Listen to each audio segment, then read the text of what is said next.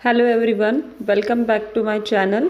Last video में हमने half lesson देखा था। The lesson name is number how plants increase in numbers.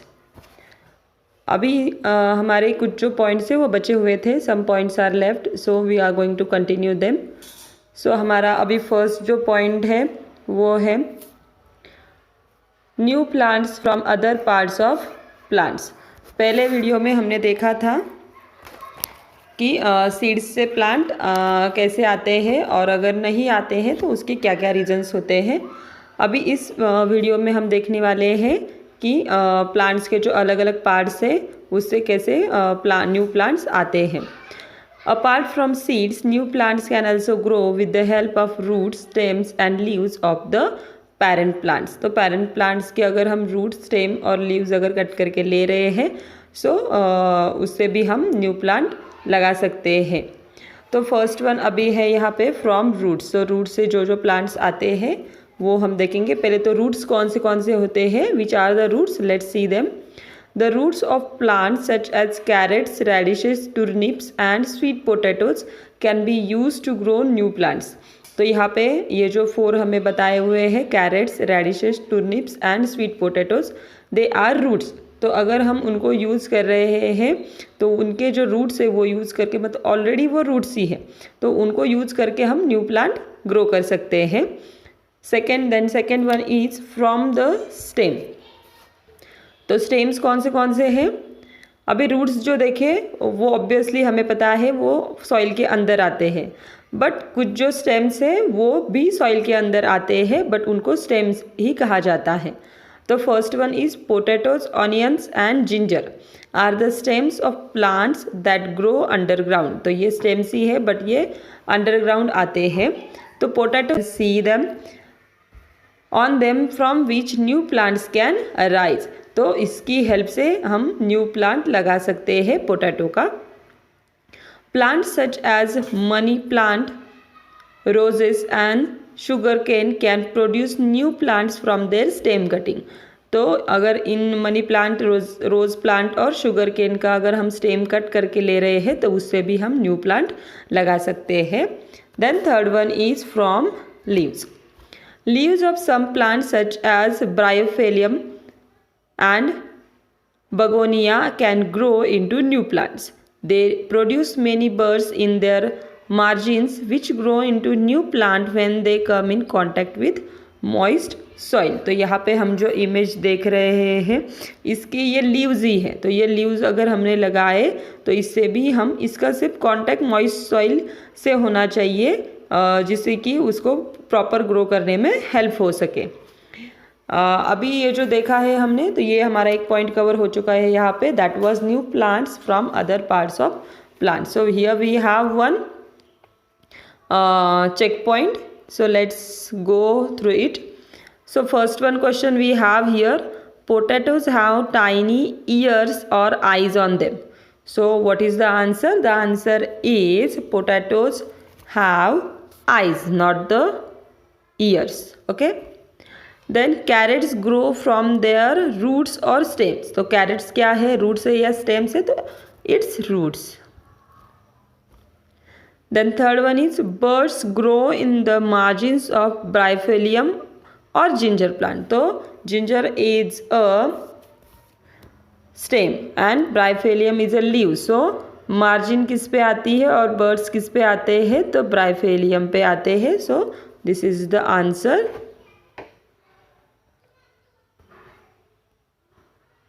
Have tiny birds or eyes on them. Next one जो topic है वो है क्रॉप्स। तो उसको भी देख लेते हैं। Crops are plants of the same kind that are grown in a particular area during a particular season.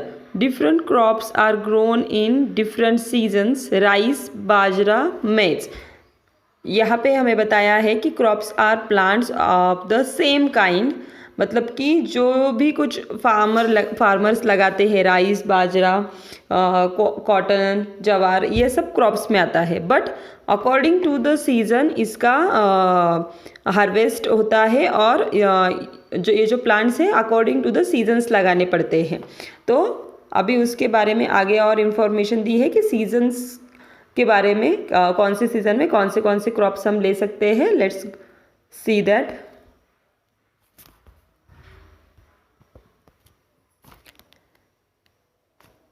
Cotton and jawar crops are grown with the onset of monsoon and harvested from September to October. Such crops are called kharif crops। मतलब कि rice, बाजरा, मेज, cotton and जवार, ये जो crops है ये monsoon में लगाए जाते हैं, और उन ऑनसेट ऑफ मॉनसून मतलब मॉनसून में लगाए जाते हैं। एंड हार्वेस्टेड फ्रॉम, हार्वेस्ट करना मतलब कि निकालना। तो ये कौन से ऑनसेट ऑफ मॉनसून मतलब कि मॉनसून की शुरुआत में। हार्वेस्टेड फ्रॉम, हार्वेस्ट करना मतलब कि निकालना। तो ये कौन से महीने में निकालते हैं? सितंबर टू अक्टूबर इसका हार्वेस्ट का पूरा प्रोसेस होता है, इसलिए इनको खरीफ क्रॉप्स कहा जाता है। तो अगर खरीफ क्रॉप्स बोले तो उसमें ये सब क्रॉप्स आएंगे, जवार, कॉटन, मेज, बाजरा एंड राइस, ये वाले। Next one, vegetables such as brinjals, pumpkins and lady's fingers are example of plants that grow in summer। तो ये जो वेजिटेबल्स है ये हम समर सीजन में खाते हैं। तो some fruits such as mangoes and watermelons grow in summer। तो समर सीजन में ही हमें मैंगोज और वाटरमेलन्स मिलते हैं, और उसको हम पूरी तरह से फिर समर में ही एंजॉय करते हैं। Then next one, some crops such as wheat, gram, mustard and peas are sown in winter। तो यहाँ पे sown का मीनिंग है लगाना। अलग अलग वर्ड्स दिए हुए हैं उन्होंने, तो कंफ्यूज होने जैसी कोई चीज़ नहीं है।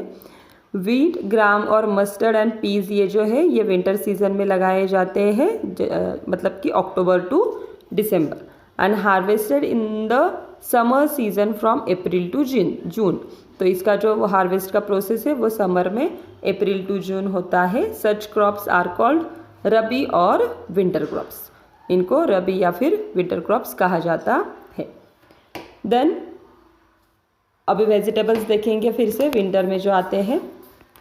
Cauliflowers, cabbages, radishes, beans, turnips and peas are example of vegetables that grow in winter. Apples and oranges are example of fruits that grow in winter। तो vegetables, cauliflower, cabbage, radishes, beans, turnips and peas हम ये winter में खाते हैं, और apples and oranges ये भी हमें विंटर में मिलते हैं। Different crops need different types of soil for proper growth. Since different parts of India have different types of soil, different crops are grown in different parts of India। अलग अलग states में अलग अलग soil है, इसलिए अलग अलग crops लिए जाते हैं। Rice and jute grow well in soil that holds adequate amount of water, therefore these crops are mostly grown in and around West Bengal. तो राइस और जूट को सफिशेंट वाटर लगता है, इसलिए ये दो क्रॉप्स वेस्ट बंगाल की तरफ लिए जाते हैं। Jawar and bajra are grown in soil that has large coarse particles such as sandy soil। These crops are therefore grown in Rajasthan। तो जवार और बाजरा को सैंडी सॉइल लगती है और वो राजस्थान की तरफ है, इसलिए ये क्रॉप्स वहाँ पे भी लिए जाते हैं। Wheat is grown in the well irrigated soil of Punjab and Uttar Pradesh. Wheat के लिए वेल इरीगेटेड सॉइल होनी ज़रूरी है, इसलिए ये पंजाब और उत्तर प्रदेश में लिए जाने वाले क्रॉप्स हैं। Tea plants are grown in the hilly region of Assam, the Nilgiris and Darjeelings। तो टी प्लांट्स जो है वो हिली रीजन में लिए जाते हैं, उनको ऐसे स्टेप्स में ये जो क्रॉप्स है वो लगाए जाते हैं हिल्स पे। Coconut is grown in the sandy soil of coastal area such as Goa and Kerala. Coconut जो है ये सैंडी सॉइल में लिए जाते हैं, बट कोस्टल एरिया की सैंडी सॉइल होना ज़रूरी है। तो कोस्टल एरियाज़ मतलब कि जहाँ पे सी से लगभग आसपास का एरिया होता है वो, तो यहाँ पे वाटर जो है वो बहुत मात्रा में होता है। इसके पास में मतलब गोवा और केरला की तरफ ये कोस्टल एरियाज़ है, इसलिए कोकोनट और वो वहाँ पे लिए जाने वाले क्रॉप्स है। देन नेक्स्ट जो है वो है हमारा point agriculture. More crops need to be grow to feel the fever increasing population of our country. तो ज़्यादा क्रॉप्स लेना अभी क्यों ज़रूरी है, क्योंकि पॉपुलेशन जो है वो कंटिन्यूसली बढ़ रहा है। Agriculture is the practice of growing crops on a large scale. तो बहुत मात्रा पे क्रॉप्स लगाने का जो ज़रिया है वो है agriculture. The various steps involve in agriculture are given below. तो इसमें बहुत सारे स्टेप्स होते हैं, तो अभी ये जो स्टेप्स है उनको हम देख लेते हैं। इसमें 6 स्टेप्स हमें दिखाई दे रहे हैं। वो अभी इसमें पहला जो स्टेप है वो है the field is plough by bullock और बाय ट्रैक्टर। मतलब कि फील्ड जो है, जो फार्म जो है वो पूरा तैयार किया जाता है बुलक्स और ट्रैक्टर्स की हेल्प से सीड्स लगाने के लिए। देन इसमें सेकेंड जो स्टेप है यहाँ पे दिख रही है, manure is added to the soil to increase the fertility of the soil. Now what is manure? Manure means जो खत होता है उसको मैन्योर कहा जाता है। ये क्या करता है? फर्टिलिटी इंक्रीज करता है, मतलब कि क्रॉप्स का जो टाइप है वो अच्छे से आते हैं क्रॉप्स, और उनको फ्रूट्स या वेजिटेबल जो कुछ भी है वो बहुत अच्छी मात्रा में आता है। देन थर्ड जो स्टेप है, seeds are sown either by hand और by using machine such as seed drills. Seeds एक तो हाथ से लगाए जाते हैं या फिर मशीन से लगाए जाते हैं। सोन का मतलब सीड्स लगाना। Then fourth step is fields are watered और इरीगेटेड। तो फील्ड्स को वाटर कंटिन्यूसली देना ज़रूरी है, ये फोर्थ स्टेप है। Then fifth step is chemicals called pesticides and spread to protect the crops from pest. तो पेस्टिसाइड्स जो है वो प्रोटेक्ट करते हैं क्रॉप्स को पेस्ट से, इंसेक्ट से, तो ये करना भी ज़रूरी है।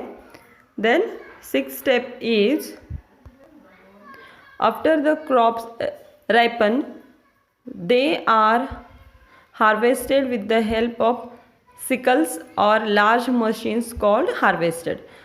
मतलब क्रॉप जो है वो पूरा राइप हो जाते हैं, पक जाते हैं, या फिर निकालने का टाइम आता है तो उसको हार्वेस्ट करना पड़ता है, निकालना पड़ता है। तो ये मशीन्स की हेल्प से हो सकता है या फिर सिकल्स की हेल्प से भी हो सकता है। तो what is the sickle? Sickle की हम इमेज देख लेते हैं। तो सिकल ये टाइप में सिकल्स आते हैं, तो इसकी हेल्प से या फिर मशीन्स की हेल्प से हम क्रॉप्स निकाल सकते हैं। After the crops are harvested they are either stored in godowns and cold storages और are sold in the market directly. तो क्रॉप्स हार्वेस्ट करने के बाद उनको गोडाउन्स में स्टोर किया जाता है, अदरवाइज मार्केट में डायरेक्टली सोल्ड किया जाता है, बेच दिया जाता है। Then next is growing healthy crops. तो अच्छे क्रॉप्स हेल्दी क्रॉप्स कैसे ग्रो करें, इसके कुछ पॉइंट्स यहाँ पे दिए हुए हैं। The following points should be kept in mind for growing a healthy crop. Knowledge of suitable soil, climate and season is essential to grow crops. मतलब कि कौन से सॉइल में कौन से क्रॉप्स आ सकते हैं उसके बारे में information that we should know. Climate देखना पड़ेगा, सीजन्स कौन से हैं, according to the season we should plant the crops. And then next is the soil must be prepared according to the specific requirement of the crop। मतलब crop के जो requirement है, जो उसको जिस टाइप की सॉइल चाहिए उस टाइप में वो सॉइल पूरी प्रिपेयर करनी चाहिए, उसके बाद वो क्रॉप्स लगाने चाहिए। Then third point is manure and fertilizers such as urea, superphosphate, ammonium sulfate and nitrate should be added to the soil। तो सॉइल में मैन्योर मतलब कि जो खत है वो प्रॉपर फर्टिलाइज़र जो है वो इसमें सॉइल में ऐड करने ज़रूरी है। उसके कुछ नेम्स यहाँ पे दिए हुए हैं। High एल्डिंग varieties of seeds that can result in better crop should be use. मतलब कि जो सीड्स बहुत अच्छे है, जो अच्छे से हमें क्रॉप्स को अच्छी मात्रा में क्रॉप आ सकते हैं, वो वाले सीड्स यूज करने चाहिए। Pesticides and insecticides should be use to moderate amount of protect crops from pest. ना मॉडरेट अमाउंट मतलब इसका ज़्यादा भी पोर्शन नहीं होना चाहिए जो क्रॉप्स के लिए हार्मफुल है, और कम भी नहीं होना चाहिए। However excessive use of pesticides can harm the crops. Excessive use अगर किया, ज़्यादा हमने यूज़ किया तो वो क्रॉप्स को हार्म कर सकता है। देन लास्ट पॉइंट है protection and storage of crops, तो उसको हम प्रोटेक्ट कैसे कर सकते हैं और स्टोरेज कैसे करना है। Crops in a field should be protected from, तो किस से हमें उसको प्रोटेक्ट करना है। Grass eating animals such as cow and goats, this is possible by putting a fencing around the field. तो फार्म में काउज और गोट्स होते ही है, तो उनसे अगर हमें वो जो क्रॉप से वो बचाने हैं तो उसके अकॉर्ड वो क्रॉप के अराउंड हमें फेंसिंग करनी ज़रूरी है, कंपाउंड टाइप करना ज़रूरी है, उसको कवर करना ज़रूरी है। Then pest such as grasshopper और कैटरपिलर्स, तो इससे भी हमें क्रॉप्स को बचाना है।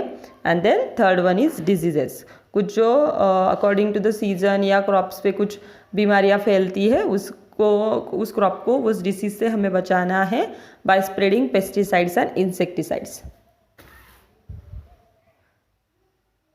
Then last one point, crop should be harvested at the right time, वो पूरा उसका हार्वेस्ट करने का जो प्रॉपर टाइम होता है उसमें ही वो हार्वेस्ट होना चाहिए। The harvested crop should be protected from rats, squirrels and microorganisms such as fungi and bacteria. The grains of the harvested crops need to be protected against moisture, which is possible by storing them in airtight and sealed containers. तो moisture अगर हम उसको land पे ही रख रहे हैं तो soil का जो मॉइस्चर है उसमें जाके वो क्रॉप्स ख़राब हो सकते हैं, तो इसलिए उनको एयर टाइट और सील कंटेनर्स में रखना ज़रूरी है। तो यहाँ पे हमारा ये जो फर्स्ट वन लेसन है ये पूरा हो चुका है। आई होप सबको पसंद आया होगा।